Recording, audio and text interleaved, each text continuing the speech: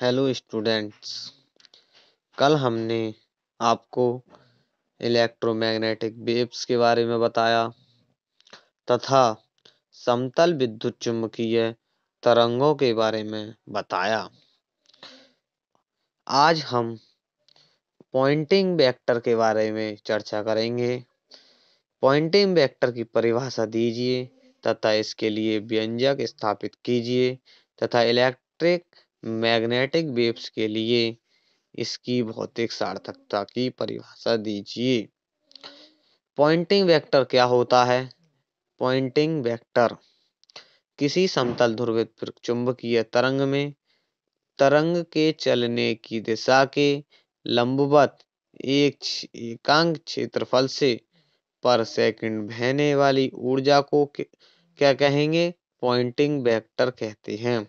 इसे capital S से प्रदर्शित करते हैं तथा इसके लिए फॉर्मूला होता है एस इक्वल टू 1/म्यू naught bracket E cross B.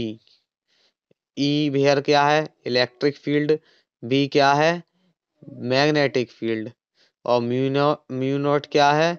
Permeability. इसकी यूनिट वाट पर मीटर स्क्वायर होती है तथा इसकी डायरेक्शन तरंग के चलने की दिशा के अनुदिश होती है। यहाँ पर X axis, Y axis, Z axis और रीजन ओ। यहाँ पर एक्स एक्सिस पर एक जो समतल विद्युत चुंबकीय तरंग है वह एक्स एक्सिस पर के अनुदिश चल रही है, तो इसमें जो इलेक्ट्रिक फील्ड क्या होगा? ई और मैग्नेटिक फील्ड बी होगा। जैसा कि माना एक समतल ध्रुवित विद्युत चुंबकीय तरंग एक्स एक्सिस के अनुदिश चल रही है तथा इलेक्ट्रिक फील्ड ई तथा चुंबकीय क्षेत्र बी के तल में एक आयताकार बॉक्स है जिसकी एक्स एक्सिस के अनुदिश लंबाई इसकी क्या है? डी एक्स है तथा इसका अनुप्रस्थ क्षेत्रफल ए है। ये देखिए इसकी जो एरिया है ए, लंबाई है डी एक्स, जो अनुप्रस्थ क्षेत्रफल ए। तब निर्वात में इलेक्ट्रिक फील्ड ई के लिए ऊर्जा घनत्व होता है जो इलेक्ट्रिक फील्ड के लिए होगा d u E equal to half epsilon not E square तथा मैग्नेटिक फील्ड बी के लिए जो ऊर्जा घनत्व होगा वह क्या होगा? D u B equal to half B square upon mu not. किसी क्षण बॉक्स से कुल ऊर्जा, यहाँ पर total energy d u equal to d u E plus d u B into A d x, जे ए एरिया और d x जो दूरी, A d x. D u equal to half epsilon not E square plus half B square upon mu not bracket close A d x. Equation number first, where A d x equal to box का volume तथा E व B equal to क्षेत्र वेक्टरों के तत्कालीन मान हैं। ई व B में रिलेशन क्या होता है? ई और बी में पहले भी कराया था, E equal to C B. Equation number two, समीकरण 1 में जो दाईं ओर है दाईं ओर के पहले पद में एक ई के स्थान पर बी, एक जो ई के स्थान पर इसमें जो ई के स्थान पर सी बी तथा दूसरे पद में एक बी के स्थान पर ई अपॉन सी लगाने पर तब क्या होगा? D u equal to half epsilon not, एक ई तो ऐसे ही आ गया और एक ई के बदले क्या लगाया हमने? C B plus half mu not B square में एक बी तो ऐसे ही रहने दिया और एक बी के बदले क्या लगाया? E upon C A d x. D u equal to E B upon two, यहाँ से सब कॉमन लिया हमने, क्या क्या कॉमन लिया, E B upon two mu not C. E B यहाँ पर जो जो नहीं है बोले ऊपर लिख दिया, म्यू नॉट से ऊपर नीचे मल्टीप्लाई करी, नीचे वाला भार ऊपर वाला रह गया, एप्सिलॉन नॉट, सी ऊपर एक है ही, एक सी और आया तो C square plus two mu naught बाहर आ गया, सी बाहर आ गया, इधर ई और बी बाहर आ गया तो one A d x where mu not epsilon not equal to one upon C square. हमने इसको क्या माना, वन अपॉन सी स्क्वायर, तो सी स्क्वायर से सी स्क्वायर कैंसिल आउट हो गया, तो वन प्लस वन, वन और प्लस वन क्या होता है टू, यहाँ पर टू, टू से टू कैंसिल आउट, तो d u equal to E B equal upon mu not C A d x. D x upon C equal to क्या होता है डी टी, जो यहाँ पर एक d x upon C equal to d t यहाँ पर लगाया हमने, तो d u equal to E B upon mu not A d T.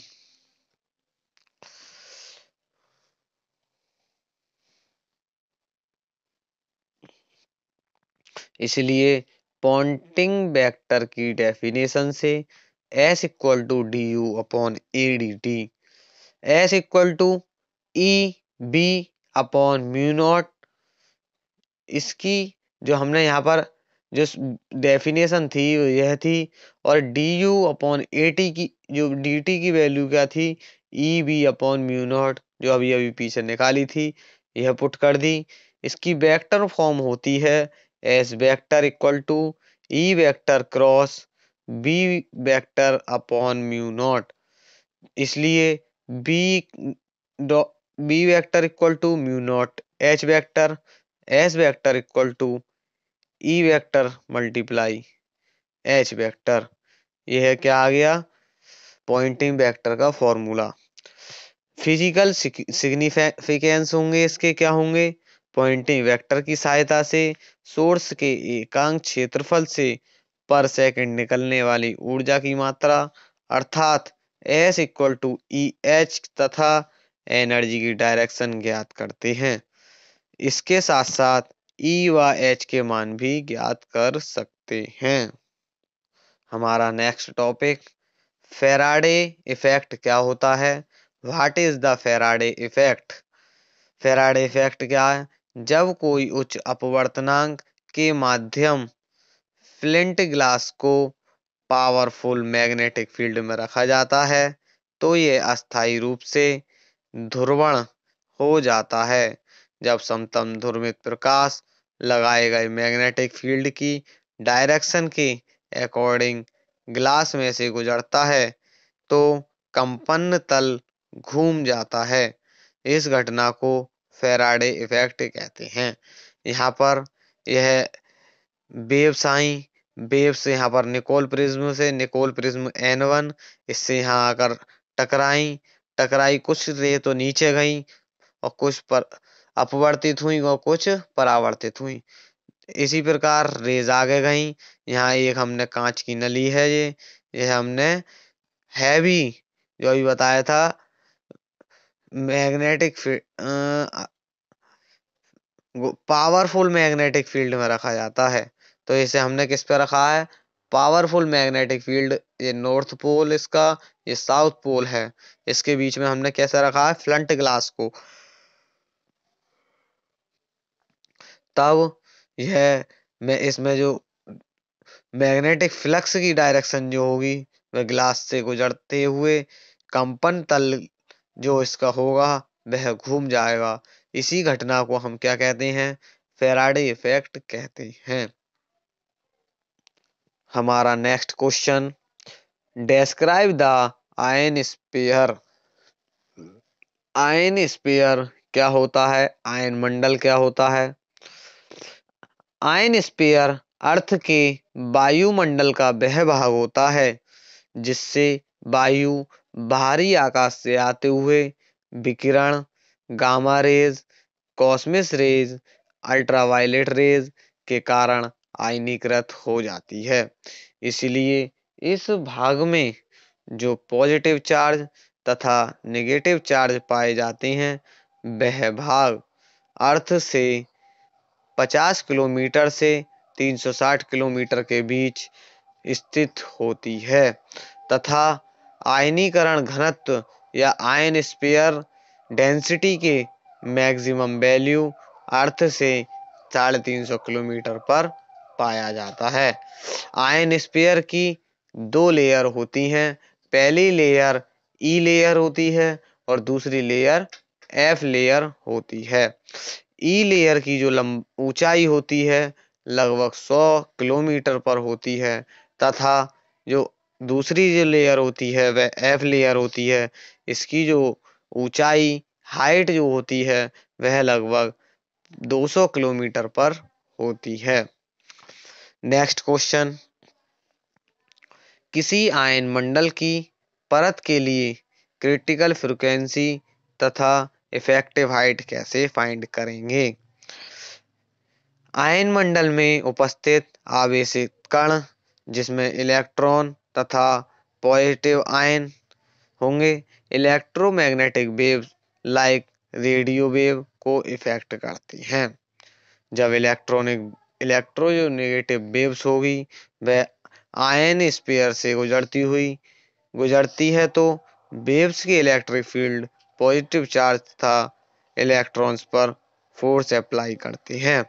लेकिन जो पॉजिटिव चार्ज है तथा इलेक्ट्रॉन्स अधिक जड़त्व के कारण इलेक्ट्रिक फील्ड के साथ कंपन नहीं कर पाते लेकिन इलेक्ट्रॉन ही कंपन करते हैं।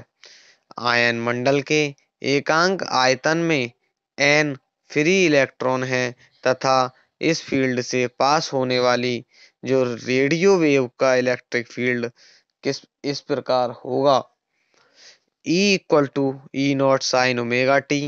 यह क्या होगा, रेडियो वेव का इलेक्ट्रिक फील्ड होगा। Where E not equal to electric field vector का एम्पलीट्यूड तथा जो ओमेगा होगा यहाँ पर वह होगा कोणीय आवृत्ति।